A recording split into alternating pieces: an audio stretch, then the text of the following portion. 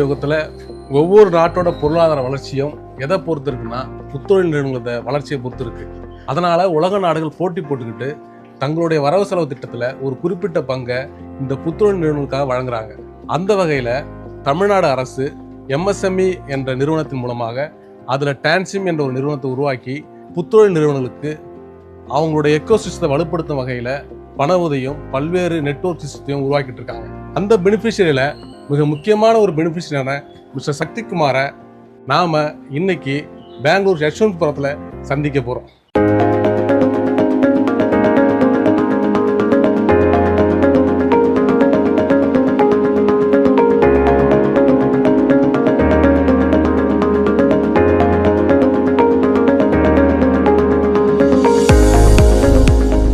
எனக்கு சக்தியை 20 வருஷமாக தெரியும். காலேஜ் அண்டர் கிராஜுவேஷன்லேருந்து 2005லேருந்து நிறைய காம்படிஷன், நிறைய சிம்போசியம்ஸ்லாம் அட்டென்ட் பண்ணிட்டு இருந்தோம்.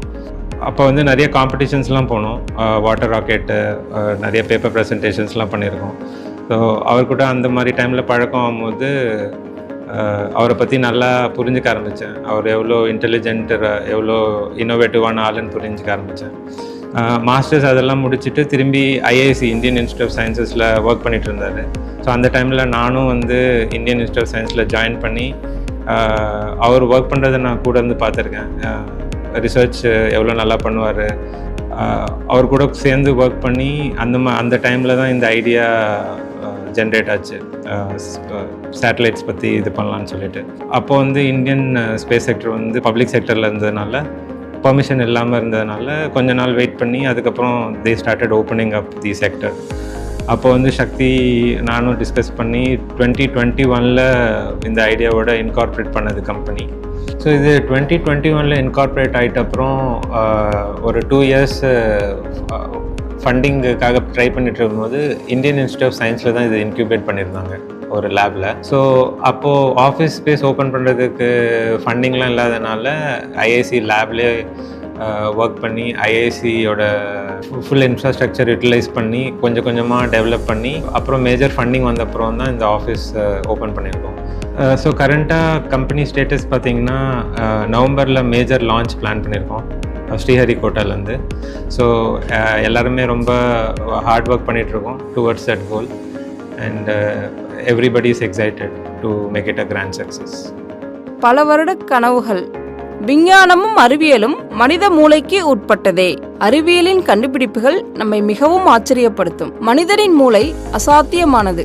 நாம் கற்ற கல்வியே நம்மை யாரும் நிராகரிக்க முடியாத இடத்தில் நிலைத்திருக்க செய்யும். வணக்கம். வணக்கம். தமிழ்நாடு அரசோட ஸ்டார்ட் அப் டிஎனோட முக்கியமான பெனிஃபிட்ஸ் நீங்கள் உங்களை சந்திக்கிறதுல மிக்க மகிழ்ச்சி. எப்படி இந்த எஜுகேஷனில் உள்ளே வந்தீங்க, எப்படி இன்ஸ்பயர் ஆனீங்க? எனக்கு நிறைய கேள்விகள் இருக்குது. ஆக்சுவலாக இது ஒரு தொழில் நிறுவனமாக நீ மாற்றுறதுக்கு, தனியார் நிறுவனமாக மாற்றுறதுக்கான உத்வேகம் எங்கேருந்து கிடைச்சது தாண்டி இந்த படிப்புக்குள்ளே நீங்கள் வர்றதே நாங்கள் ரொம்ப ஒரு ரேரஸ்ட் ஆஃப் ரேராக நான் உங்களை பார்க்குறோம். அதை பற்றி கொஞ்சம் சொல்லுங்கள். நீங்கள் கேட்ட கேள்விக்கு முதல் இதாக சொல்லணும்னா, என்னுடைய கிராமம் பார்த்திங்கன்னா, அதாவது நீங்கள் சொன்ன மாதிரி பார்த்திங்கன்னா, நான் பெரம்பலூர் மாவட்டம், பின்தங்கிய மாவட்டம். அந்த பின்தங்கிய மாவட்டத்தில் ஒரு குக்கிராமம், பட்டக்களூர் கிராமம். எஜுகேஷன் அண்டு பொருளாதாரத்துலையுமே ஒரு பின்தங்கியதாக தான் இருக்கும். எனக்கு ஒரு சின்ன வயசுலேருந்தே ஒரு நிலா மேலே ஒரு ஆர்வம். நம்ம ஒரு டீப் வில்லேஜில் தான் வந்தோம், ஒரு குக்கிராமத்தில் தான் இருக்கும். அப்போ அங்கே இருக்கும்போது கிட்டத்தட்ட பார்த்தீங்கன்னா நம்ம வீட்டுக்கு வெளியே தான் நம்ம படுத்து தூங்குவோம். வீட்டுக்கு வெளியே படுத்து தூங்கும் போது நம்ம நிலாவை பார்த்துக்கிட்டு விண்மீன்களை எண்ணிக்கிட்டு அம்மா கூட அப்பா கூட உட்காந்துட்டு இதெல்லாம் இது என்னது, இது ஏன் இப்படி வருது, ஸோ அந்த நிலா ஏன் இப்படி தான் மூவ் ஆகிட்டு இருக்கு, ஏன் இப்படி நடந்துட்டு இருக்கு அப்படின்னு சொல்லுவாங்க. அவங்க யூஸ்வலாக நம்ம வழக்கம் போல் நம்ம கிராமத்தில் இருக்க கதைகள் பாட்டி வடை சுட்டுறது, நம்மளுக்கு அது நல்ல அந்த நிலாவை ரொம்ப உற்று நோக்க ஆரம்பிச்சு. ஆக்சுவலாக உற்று நோக்க ஆரம்பிக்கும் போது அந்த பிளாக் கலர்லாம் இருக்கிறது எல்லாமே அது ஒரு பள்ளத்தாக்கு.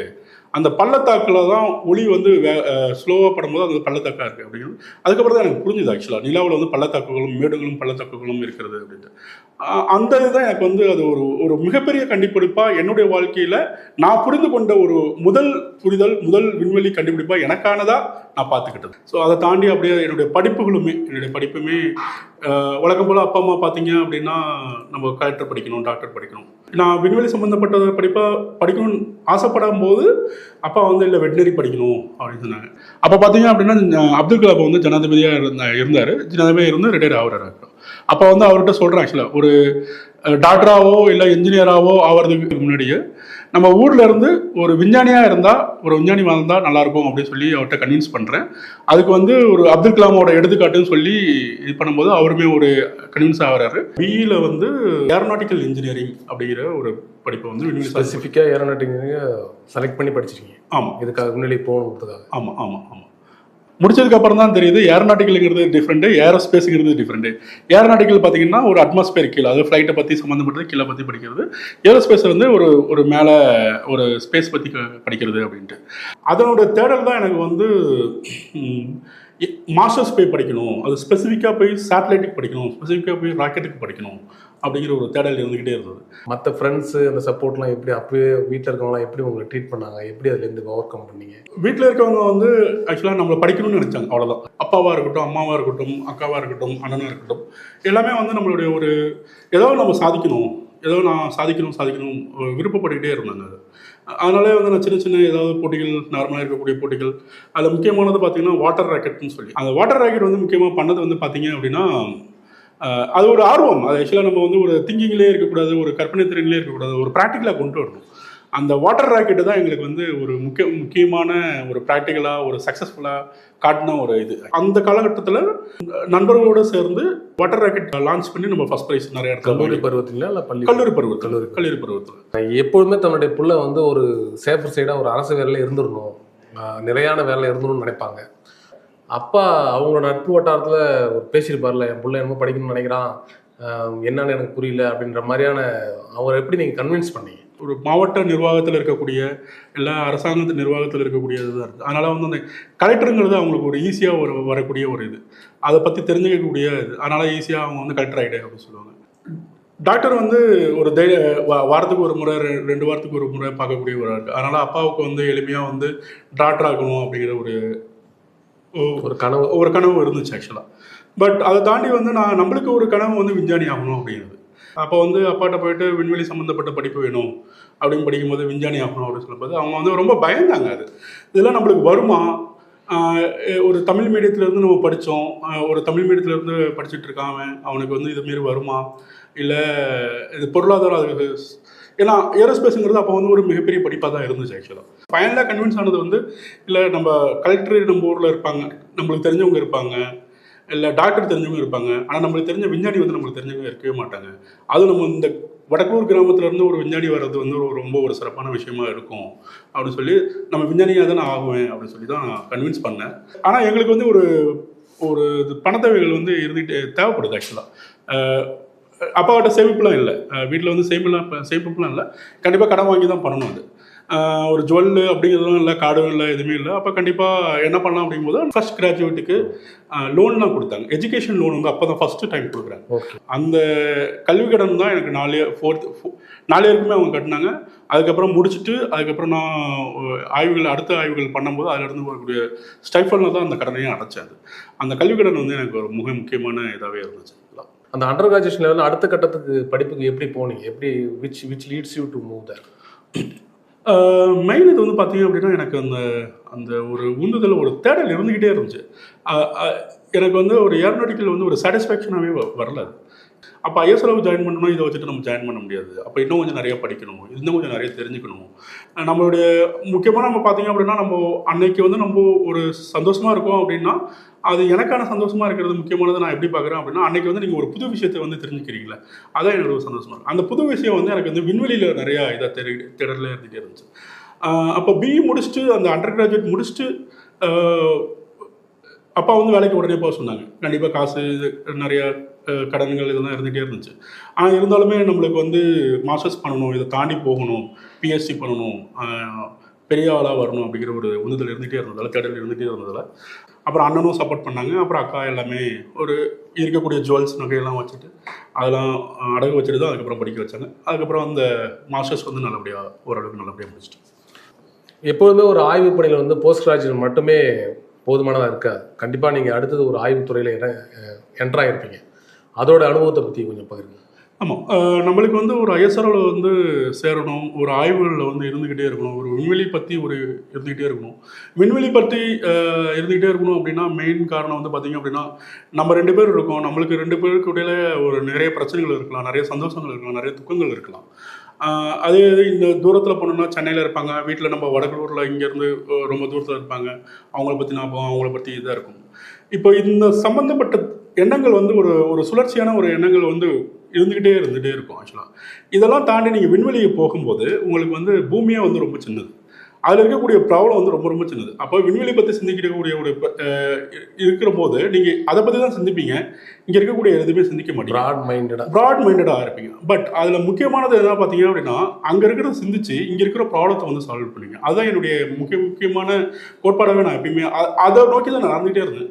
விண்வெளியும் விண்வெளி தொழில்நுட்பமும் எர்த்தில் இருக்கக்கூடிய முக்கியமான மோஸ்ட் ஆஃப் த ப்ராப்ளம் வந்து சால்வ் பண்ணிடும். அதை நோக்கி தான் நான் படத்துலலாம் லாங் வியூலேருந்து நேரோ டவுன் பண்ணிட்டு போகும். எக்ஸாக்ட்லி அதுதான். ஸோ அந்த இதுக்கு தான் அதை சார்ந்து அதை விண்வெளியில் ஆய்வுகளே இருந்துக்கணும் அப்படின்னு தான் ஐஏஎஸில் இந்திய அறிவியல் கழகத்தில் போயிட்டு ஆய்வகத்தில் போய் சேர்ந்தேன். அதில் வந்து professor T Sivakumar, professor P N Raghunandan வந்து எங்களை சப்போர்ட் பண்ணாங்க. அதில் முக்கியமாக வந்து நம்மளுடைய மூன் மிஷன், மார்ஸ் மிஷன், அப்புறம் ஐஎஸ்ஆர்ஓவில் இருக்கக்கூடிய சின்ன லான்ச் வெஹிக்கிள், த்ரஸ்டர்ஸு, இதில் சின்னதெல்லாம் நம்ம கான்ட்ரிபியூட் பண்ணியிருக்கோம். அதில் கிட்டத்தட்ட ஒரு 30க்கும் மேற்பட்ட பப்ளிகேஷன்ஸ், ஜேர்னல்ஸும், இன்டர்நேஷ்னல், நேஷனல் ஆய்வுக்கட்டுரைகள் நிறைய இது பப்ளிஷ் பண்ணியிருக்கோம். பேட்டர்ன் வந்து நிறைய பேட்டர்ன் வந்து இது பண்ணியிருக்கோம். அதில் இருக்கக்கூடிய அந்த ஆய்வு அறை தான் இப்போ பார்த்தீங்க அப்படின்னா, அந்த ஆய்வறைகள் பார்த்தீங்கன்னா கிட்டத்தட்ட ஒரு 24/7. நீங்கள் எப்போ வேணாலும் போனால் எப்போ வேணாலும் வரலாம், நீங்கள் என்ன வேணாலும் பண்ணலாம் அப்படிங்கிற மாதிரி தான் இருக்கும். அப்போது எனக்கு அந்த ஃப்ரீடம், எனக்கு அந்த சுதந்திரம் இருந்துக்கிட்டே இருந்துச்சு. அந்த சுதந்திரம் இருந்துக்கிட்டே இருந்ததுனால நான் எப்போ வேணாலும் போயிட்டு எப்போ வேணாலும் சந்தித்து நைட்டு ஃபுல்லாக அதில் போய் ஒர்க் பண்ண ஆரம்பித்தேன். ரொம்ப ஒரு உள்ளார்ந்த இதெல்லாம் அனுபவிச்சு நிறைய ரிசர்ச் பண்ணிகிட்டே இருந்தேன். அதிலிருந்து வந்தது தான் எனக்கு வந்து ஒரு முக்கியமான ஒரு ஸ்பார்க் வந்து சேட்டலைட்டில் ஒரு ப்ராப்ளம் இருக்குது அப்படின்ட்டு இது பொறி தட்டுது. எனக்கு ரொம்ப இன்ட்ரெஸ்டாக எதை தெரிஞ்சுக்க விரும்புகிறேன்னா, ஒரு பீயிங் ரிசர்ச்சர், ஒரு ஆய்வாளராக இருந்துக்கிட்டு நீங்கள் அண்டர் கிராஜுவேஷன், போஸ்ட் கிராஜுவேஷன் உங்களுடைய தாகத்தை விடாமல் நகர்ந்து ஒரு ஆய்வாளராக மாறுறீங்க. அந்த ஆய்வாளராக இருங்குறீங்க, அங்கே தான் ஒரு பிஸ்னஸ் மாடலில் கண்டுபிடிக்கிறீங்க. ஆனால் அதை எப்படி ஒரு பிஸ்னஸாக மாற்றணும், அதுவும் வந்து மிக முக்கியமாக வந்து இது ஒரு ஸ்டார்ட் அப் ஐடியா, அது ஒரு இன்னோவேஷன் ஐடியா. ஹவு கான்ஃபிடென்ட், இது எந்த நம்பிக்கையில் நீங்கள் வந்து ஒரு தொழில் நிறுவனராக மாறுறதுக்கு எந்த ஒரு உந்துசக்தி உங்களுக்கு உருவாச்சு? அந்த இது வந்து கிடச்சது வந்து பார்த்திங்க அப்படின்னா, வழக்கம் போல் நம்ம ஆய்வுக்கட்டுரைலாம் எழுதணும் அப்படின்னு தான் நினச்சிக்கிட்டு இருந்தேன். அது ஆய்வுக்கட்டுரைலாம் இருக்கக்கூடாது, இதுக்கான பொட்டன்ஷியலான பிஸ்னஸ் மாடல் இருக்குன்னு அண்டர்ஸ்டாண்ட் பண்ணிவிட்டு அதை வந்து ரொம்ப ஆழ்ந்து சிந்தித்து அதுக்கு ஒரு பேலன்ஸாக பண்ணி ஒரு டெக்னிக்கலாகவும் ரொம்ப ஆராய்ஞ்சு, ஃபினான்ஷியலாகவும் ஆராய்ஞ்சு, பிஸ்னஸ்லாகவும் இது பண்ணிவிட்டு and come up with proper business மாடலாக விண்வெளியில் எரிபொருள் நிலையம், அதுதான் இப்போ இருக்கக்கூடிய ஆர்பிட்டர். அதான் நீங்கள் பார்க்குற அந்த ஆர்பிட்டர். ஆமாம், அந்த முக்கியமான கேள்வி தான். நான் விண்வெளியில் எரிபொருள் நிலையம்னா என்ன கம்பி கட்டுற கதையாக இருக்கு அப்படின்னு சொன்னாங்க. உண்மையிலே எங்களுக்கு ஆச்சரியமாக தான் இருந்துச்சு. உண்மையிலே என்ன தான் அந்த ப்ராடக்ட், என்ன சொல்கிறது, எங்கள் டீம்லேயே வந்து ரொம்ப நிறைய டிஸ்கஸ் பண்ணோம். எப்படி ஹவு இட் இஸ் ப்ராக்டிகல். நான் போய் இந்த ஐடியா போய் சொல்கிறேன். ஆக்சுவலாக எல்லாமே உண்மையிலுமே நீங்கள் சொன்ன மாதிரி இந்த கம்பி கட்டுற கதை மாதிரி தான் சொல்லிட்டு இருந்தாங்க. யாராலையும் நம்ப முடியல. ஆனால் இது ஒரு கற்பனை அறிவியல் கதை அப்படிங்கிறதுலாம் இது இல்லாமல் ஒரு ப்ராப்பரான ஒரு சிஸ்டமேட்டிக்காக அது எப்படி அது சாத்தியக்கூறுலாம் மாறும் அப்படிங்கிறது சிந்திச்சு அதுக்கான ஆய்வுகளை பண்ணி அதுக்கான டேட்டாவோட எல்லாத்தையும் ப்ரெசென்ட் பண்ண ஆரம்பித்தேன் அதுக்கு. ஆனால் அப்போவுமே நிறைய பேர் வந்து இது வந்து ஒரு ஃபேண்டசி ஸ்டோரி தான், இதெல்லாம் சாத்தியமே இல்லைப்பா, இதெல்லாம் ரொம்ப நீ சொல்கிறது எல்லாம் நல்லா இருக்குப்பா, ஐடியா சூப்பராக இருக்குது, ஒரு ப்ரௌடாக ஃபீல் பண்ணுறேன், ஆனால் இது வந்து சாத்தியமாகுமா, இல்லை இதுக்கு வந்து நான் இன்வெஸ்ட் பண்ணுவேனா, முதலீடு பண்ணுவேனா அப்படிங்கிறது எல்லாமே. ஈவன் தமிழ்நாடு அரசுமே வந்து ஃபஸ்ட் டைம் கேட்டுட்டு வந்து என்னப்பா நீ ஏதோ பெருசாக சொல்கிறேன் ஆனால் நம்பவே முடியலப்பா அப்படின்னாங்க. ஆனால் நீங்கள் வந்து ஒரு ஆய்வாளர் வந்து இஸ்ரோ போன்ற நிறுவனங்களில் வேலை செஞ்சோம், ஆய்வு பணியை மேற்கொண்டோம், நீங்கள் என்டர்பிரனராக மாறுறீங்க. உங்களுக்கு இந்த ஸ்பார்க்கிங் பாயிண்ட் எந்த வருடத்தில் ஆரம்பிச்சு? 2013 தான் இந்த ஐடியா வந்து எனக்கு கிடைச்சது. ஆக்சுவலாக அது ஒரு ஆய்வறையில் வந்து ஒரு நைட் டைமில் வந்து நம்ம சேட்டலைட்டை பற்றி ஒரு ரிசர்ச் பண்ணிட்டு இருக்கும்போது கிடச்சிது. அப்போ வந்து ஒரு ஆய்வுக்கட்டுரைலாம் எழுதலாம் மட்டும் தான் பார்க்கும்போது, இல்லை இது ஆய்வுக்கட்டுரைக்கான இதில் ஒரு பிஸ்னஸ் பொட்டன்ஷியலாக இருக்குது அப்படின்னு. ஆனால் அது பிஸ்னஸ் மாடலாக மாறினா கவர்மெண்ட்டோட பாலிசியோட தொடர்புடையது இல்லை. அந்த மாதிரி நீங்கள் எப்படி விண்வெளியில் எப்படி அது, ஏன்னா ஒரு ப்ரைவேட் மார்க்கெட் கண்டிஷன் இருக்கும்போது நம்மளுக்கு பிஸ்னஸ் மாடல் தோன்றது ஒரு பக்கம், ப்ரைவேட் மார்க்கெட் கண்டிஷனே இல்லாத ஒரு கட்டத்தில் நீங்கள் எப்படி அந்த பிஸ்னஸ் மாடல் இதை பிஸ்னஸ் தான் மாற்றணும்னு எப்படி தோணுச்சு உங்களுக்கு? 2020 அந்த கோவிட் டைமுக்கு அப்புறம் பார்த்தீங்கன்னா ஸ்பேஸ் பாலிசி வந்து ஒரு உயிரோட்டம் பெற ஆரம்பிச்சது. 2020-21 இருந்து பெற ஆரம்பிச்சு 2021 நான் ஒரு முழுமையான ஒரு ஒரு ஒரு இன்கார்பரேட் பண்ணேன். ஆக்சுவலாக இன்கார்பரேட் பண்ண இது பண்ணும்போது அதுக்கப்புறம் எல்லாத்தோட ஒரு 100-150 முதலீட்டாளர்கள் வந்து நான் பேச ஆரம்பித்தேன். எல்லாருமே வந்து கிட்டத்தட்ட ரிஜெக்ட் பண்ணிகிட்டே இருந்தாங்க. ஆக்சுவலாக இது வந்து ஒரு பெரிய இது பண்ணவே முடியாது அப்படின்னு சொல்லி ரிஜெக்ட் பண்ணிகிட்டே இருந்தாங்க. இதுக்கு இடைப்பட்ட நேரத்தில் வந்து பார்த்திங்கன்னா ஒரு சின்ன ஸ்டார்ட் அப்ஸ் வந்து அப்பப்போ ஒரு வந்துட்டு இருந்தாங்க. ஆனால் அவங்க எல்லாமே பார்த்தீங்க அப்படின்னா அவங்களோட நம்ம ஆர்பிட்டேட் வந்து ரொம்ப டிஃப்ரென்ஸ் பண்ணுறது அப்படின்னா அவங்க எல்லாமே சேட்டலைட் லான்ச் ராக்கெட் லான்ச் பண்ணுவாங்க, இல்லை சேட்டலைட் லான்ச் பண்ணுவாங்க. நம்ம என்ன பண்ணுவோம், ராக்கெட் லான்ச் பண்ணி சேட்டலைட் இது பண்ணி சேட்டலைட் நிலைநிறுத்தப்பட்டு சேட்டலைட்டுக்கு வந்து ரீஃபில் பண்ணணும். ஸோ இது எனக்கு வந்து அடுத்த கட்டத்துக்கான ரொம்ப அட்வான்ஸாக இருக்குது. அப்போது ரொம்ப அட்வான்ஸாக இருக்குன்னா ஸ்பேஸ் பாலிசிக்கே இந்த அளவுக்கு நம்மளுக்கு வரணும். ஸ்பேஸ் பாலிசி கிரியேட் பண்ணுறாங்கன்னா ராக்கெட் அளவுக்கு தான் கிரியேட் பண்ணுவாங்க, சேட்டலைட்டுக்கு தான் கிரியேட் பண்ணுவாங்க. இப்போ இந்த இதுக்கு வரணும் அப்படின்னா நான் தான் நிறைய போய் நிறைய மெனக்கெடுகள் பண்ணணும். அந்த மெனக்கெடுகள் வந்து நிறைய பண்ணிகிட்டே இருந்தேன். இந்த ஒரு பிஸ்னஸ் மாடல் ரன் ஆன பிறகு நீங்கள் வந்து ஒரு மிகப்பெரிய சிரத்தை எடுத்து எல்லாத்தையும் கன்வின்ஸ் பண்ணுறீங்க. How did you face your regular life? ஒரு தனி மனிதனா உங்களுடைய தனிப்பட்ட வாழ்க்கையில் எப்படி காம்ப்ரமைஸ் பண்ணி பண்ணிட்டீங்க? இல்லை, இங்கே வந்து தனிப்பட்ட வாழ்க்கையே இல்லை. இங்கே அதான் தனிப்பட்ட வாழ்க்கையே அப்படின்னா பார்த்தீங்கன்னா ஒரு சாப்பிட்றது மட்டும் தான் எனக்கு இருந்துச்சு. மீதி இருக்கிறது எல்லாமே முழுக்க சிந்தனைகளாக இருக்கட்டும், முழுக்க ஆய்வுகளாக இருக்கட்டும், எல்லாமே இதை பற்றியான ஒரு இதாக தான் இருந்துகிட்டு. இதில் ரொம்ப முக்கியமாக உணர்வுபூர்வமாக எதை கேட்க விரும்புகிறேன்னா, நீங்கள் அதை அடகாத்து வச்ச மாதிரி யாருக்குமே தெரியாமல், குறிப்பாக அவங்க அப்பா அம்மாவுக்கு தெரியாமல் அதை கொண்டு வந்து அந்த டைம் அவங்க இதுதான் சொல்லும்போது அவங்க அப்பாவோட எண்ணம் எப்படி இருந்துச்சு? 2021 ஆரம்பிச்சது வந்து அப்பாவுக்கு வந்து தெரியவே தெரியாது. வீட்டில் யாருக்குமே தெரியாது, சுத்தமாக யாருக்குமே தெரியாது. மனைவிக்கு மட்டும்தான் தெரியும். மனைவி மட்டும் தான் நம்மளுக்கு சப்போர்ட் பண்ணிட்டு இருந்தாங்க. 2021 இருந்து நான் வேறு இடத்துல வந்து ஒர்க் பண்ணிட்டு இருக்கேன் அப்படிங்கிற மாதிரி காட்டிட்டு இருந்தேன். இந்தியா அறிவியல் கழகத்தில் ஒர்க் பண்ணிட்டு இருக்கேன்னு காட்டிட்டு இருந்தேன். சம்பளமும் அதிகமாக அனுக்கூல என்னடா சம்பளம்லாம் இது காசு அதிகமாகலை அப்படி இப்படி சொல்லி கேட்டுட்டு இருந்தாங்க. அதுக்கப்புறமா வந்து பார்த்திங்க அப்படின்னா நிறையா போராட்டங்கள், நிறையா வெளிநாடுகள் பயணங்கள் இதெல்லாம் பண்ணிகிட்டே இருக்கும்போது அப்பாட்ட சொல்லுவேன், இதுமாரி நான் இந்த அறிவியல் கழகத்தில் வந்து வெளிநாட்டுக்கு அனுப்புகிறாங்க, ரிசர்ச் பப்ளிகேஷன் பண்ணணும் அப்படி போய் சொல்லிட்டு இது பண்ணுவேன். பட் காசு வந்து நம்ம வேறு இடத்துல இருந்து நம்மகிட்ட இருந்து வாங்கி போயிட்டு இருக்கோம். தமிழ்நாட்டிலே நம்ம தான் ஆர்பிட்டேட் தான் அதிகமான ஃபண்டையும் வாங்கினது, 4.5 கோடி. ஆமாம். 2024 February 7 வந்து நம்மளுக்கு அனௌன்ஸ் பண்ணுறாங்க. அப்போ சாங்ஷன் பண்ணுறாங்க, மினிஸ்டருக்காக தான் சாங்ஷன் பண்ணுறாங்க. அப்போ வந்து அப்பாவை வந்து கூப்பிட்டேன், நீங்கள் வாங்க சென்னைக்கு வாங்க அப்படிங்கும்போது, நீ ஏன்டா எதுக்கு வரீங்க எதுக்கு கூப்பிட்ற அப்படின்னு கேட்டபோது, நான் ஒரு மேடையில் பேசுகிறேன், நீ வந்து பார்த்து நீ தான் எப்போ பார்த்தாலும் பேசிகிட்டு இருப்பேன், நீ எதுக்கு கூப்பிட்ற அப்படின்னு, நீங்கள் வந்து உட்காருங்க பார்க்கலாம் அப்படின்னு சொல்லி உட்கார வச்சு அதுக்கப்புறம் தான் அவங்களுக்கு சர்ப்ரைஸாக சொல்கிறாங்க. அவருக்கு வந்து எதுவுமே புரியல, என்ன நடக்குதுன்னே புரியல. ஆக்சுவலாக என்ன நடக்குதுன்னே புரியல.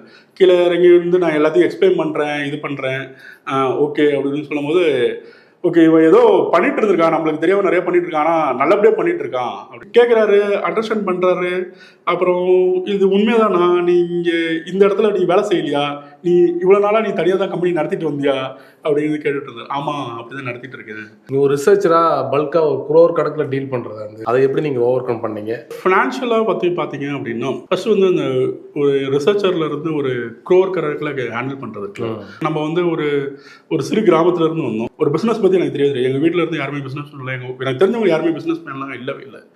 அப்போ போது எனக்கு பிஸ்னஸ் பற்றி எனக்கு ஐடியாவே இல்லை. ஆனால் அந்த கற்றல் அந்த இதெல்லாம் வந்து நான் ஏற்கனவே சொல்லியிருந்த மாதிரி எனக்கு ஒரு அதுக்கான தேடல் அந்த கற்றல் பண்ணி நிறையா தெரிஞ்சுக்கிட்டு இருந்தோம். ஆனால் அந்த ப்ராக்டிக்கலாக அப்ளிகபிள் பண்ணணும்ல, அந்த வில் பவர் அதை ஸ்டாண்ட் பண்ணணும்ல, அதுக்கு வந்து மிக முக்கியமான எனக்கு ஒரு இன்ஸ்பிரேஷனாக இல்லை எனக்கு ஒரு பாதையாக இருந்தது வந்து பார்த்தீங்க அப்படின்னா, நான் எப்படி விண்வெளியை வந்து நேசிக்கிறேனோ அதே அளவுக்கு சினிமாவும் நேசித்தேன். அந்த சினிமாவை வந்து எங்கள் அப்பா வந்து அடிக்கடி நிறைய எனக்கு கற்றுக் கொடுப்பாரு. இந்த சீன் இப்படி எடுக்கணும், இந்த சீன் இப்படி இது பண்ணுவாங்க, இப்படி வந்து ரிலீஸ் பண்ணுவாங்க அப்படின்னு. அந்த சினிமா வந்து ஒரு ஸ்டோரி போர்டில் இருந்து ஒரு தியேட்டரில் ரிலீஸ் ஆகி சக்ஸஸ் ஆகிற வரையும் ஒரு இது இருக்குல்ல, அந்த ஜேர்னி வந்து எனக்கு நல்லாவே தெரியும். அந்த ஜேர்னியை வந்து என்னோட ஸ்டார்ட் அப்பில் இம்ப்ளிமெண்ட் பண்ணேன். தமிழ்நாடு அரசோட அந்த டிஎன் ஸ்டார்ட் அப் ஃபண்ட் எப்படி உங்களுக்கு வந்து ஒரு வரப்பிரசாதமாக அமைஞ்சது? எப்படி நீங்கள் பார்த்தீங்க? ஃபஸ்ட்டு இந்த ஒரு ஸ்கீம் இருக்குது, நம்மளுக்கு ஒரு பிஸ்னஸ் மாடல் இருக்குது, சரியான ஸ்கீம் வந்து அமையுது, இது எப்படியா நம்ம வாங்கிடணும், அந்த மாதிரியான எண்ண ஓட்டங்கள் எப்படி இருந்தது? கண்டிப்பாக நான் எல்லா இடத்துலையுமே போய் கேட்டேன். ஆக்சுவலாக நிறைய பேர்கிட்ட கேட்டேன், ஒரு 100 பேருக்கு மேலே. யாருமே அதை வந்து பிலீவ் பண்ண இது பண்ணல. தமிழ்நாடு அரசிட்ட 2021 கேட்டேன், அப்பயுமே அவங்களால நம்ப முடியல. 2022 போய் பேசினேன், அப்பயுமே அவங்களால நம்ப முடியல. 2023 வந்து அவங்க நிறைய பேக்ரவுண்ட் செக்லாம் பார்த்துட்டு கால் பண்ணி இது மாதிரி உங்களோட இது வந்து இப்போ எங்களுக்கு புரிய இன்ட்ரெஸ்டாக இருக்குது, நம்ம பண்ணலாமா அப்படிங்கும்போது, இதில் தான் முதலாக இந்தியாவில் தமிழ்நாடு அரசு ஒரு விண்வெளித்துறைக்கு வந்து ஆர்பிட்டேட் தான் வந்து முதலாக 4.5 கோடி வந்து தமிழ்நாடு அரசுல இருந்து வாங்கியிருக்காங்க. நம்ம கண்டுபிடிச்ச, அதாவது விண்வெளியில் எரிபொருள் நிலையம் அப்படின்னு அமைக்கிறதுக்கான அந்த மிகப்பெரிய கண்டுபிடிப்புக்கான ஒரு ஃபண்ட் இது. அந்த முதலீடு தான் தமிழக அரசு வந்து ஒரு இன்க்ளூசிவாக பண்ணியிருக்காங்க. அந்த ஃபண்டிங் வந்து இந்த 4.5 crore ஃபண்டிங் வந்து எனக்கு ஒரு மிகப்பெரிய உந்துதலாக இருந்து இன்னைக்கு வந்து நம்ம சேட்டலைட் வந்து நம்ம லான்ச் பண்ண போகிறோம். ஸோ நிறைய இப்போ பார்த்தீங்க அப்படின்னா, இப்போ நம்ம உட்காந்துட்டு இருக்கிறது நிறைய எங்களோட ஃபெசிலிட்டிலாம் இருக்குது. நம்ம தாராளமாக காட்டுறேன் உங்கள்கிட்ட. கண்டிப்பாக அது இன்னும் மோர் டெக்னிக்கலாகவும் ரொம்ப இன்ட்ரெஸ்டாகவும் இருக்கும்னு நினைக்கிறேன்.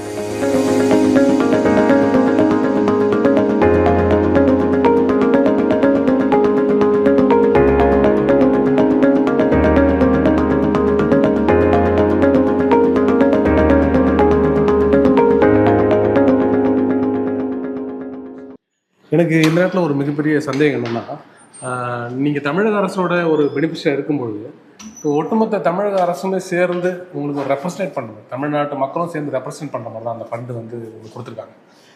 ஒரு பாமான என்னென்னா, சேட்டலைட்டுக்கு ஏன் இவ்வளோ செலவு பண்ணணும், சேட்டலைட்டோட பலன் என்ன அப்படிங்கிற ஒரு பாமர தோணியில் கொஞ்சம் சொல்லுங்கள். கண்டிப்பாக மீண்டும் ஒரு முறை தமிழக அரசுக்கும் தமிழக மக்களுக்கும் நன்றி சொல்ல விரும்புகிறேன் இந்த இடத்துல.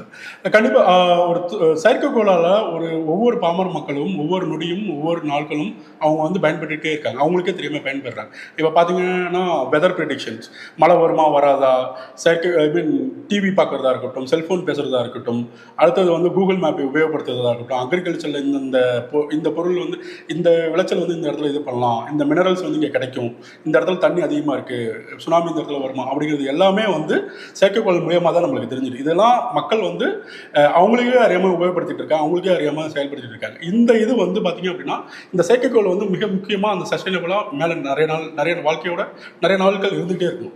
இதை வந்து நிறைய நாட்கள் ஒரு நிலைநிறுத்தத்துக்காக ஆர்பிட்டேட் வந்து வந்தது தான், கண்டுபிடிச்சது தான் விண்வெளியில் எரிபொருள் நிலையம். அந்த விண்வெளியில் எரிபொருள் நிலையம் கட்டுறதுக்கு நாங்கள் வந்து மிக முக்கியமாக நிறைய ஆய்வுகள் வந்து நாங்கள் பண்ணோம். அந்த ஆய்வுகள் தான் இது, R&D ஃபெசிலிட்டி தான் இது. அதில் முக்கியமாக பார்த்தீங்கன்னா இதில் வந்து 3D பிரிண்டிங். இந்த 3D பிரிண்டிங்கில் மெயினாக இதை பார்த்தீங்க அப்படின்னா, நாங்கள் நிறைய இன்னோவேட்டிவாக நிறைய பண்ணிகிட்டே இருப்போம். அதை வந்து கண்டுபிடிச்சி எக்ஸ்பெரிமெண்ட் பண்ணிகிட்டே இருப்போம். ஏன்னா பொருட்செலவு அதிகமாகும். அது பொருட்செலவு கம்மி பண்ணுறதுக்காக தான் இந்த 3D பிரிண்டிங் உடனே பண்ணி இது பண்ணிட்டோம். இது வந்து ஏர் பேரிங். இந்த ஏர் பேரிங் பார்த்தீங்க அப்படின்னா, ஒரு செயற்கைக்கோள் விண்வெளியில் வந்து எப்படி மிதக்கும், அந்த மிதக்கிறத வந்து எப்படி பண்ண முடியும், எப்படி எக்ஸ்பெரிமெண்ட் பண்ணி ஆய்வுகள்லாம் பண்ண முடியும் அப்படிங்கிறது தான் இது. இது பார்த்தீங்கன்னா இந்த ஒரு ப்ரெஷர் டேங்க், அதாவது ஃபியூல் டேங்க்.